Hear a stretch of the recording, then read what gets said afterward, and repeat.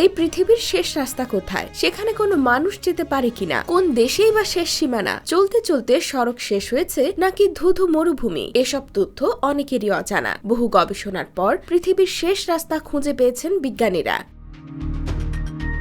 বলা হচ্ছে আলো অন্ধকারে মোড়া দীর্ঘ এই পথ বরফে ঢাকা থাকে, একা যাওয়ার অনুমতি দেওয়া হয় না এখানে। একটি দল তৈরি করার পরই সড়কটিতে যাওয়ার অনুমতি পাওয়া যায়। এই সড়কটির নাম E69, যার অবস্থান নরওয়েতে।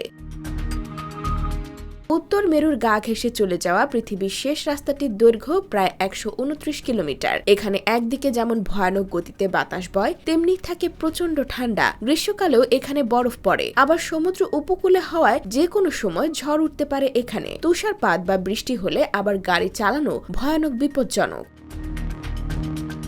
এই রাস্তায় দিন রাতের হিসেবেও সম্পূর্ণ আলাদা। এখানে শীতকালে 6 মাস অন্ধকার থাকে এবং গ্রীষ্মকালে সূর্য একটানা দেখা যায়। এখানে শীতে দিন নেই আর গ্রীষ্মে রাত নেই। এখানে বছরে 6 মাস দিন আর 6 মাস রাত থাকে। এই এলাকার তাপমাত্রা শীতকালে -43 ডিগ্রি এবং গ্রীষ্মে 0 ডিগ্রি সেলসিয়াসের কাছাকাছি থাকে।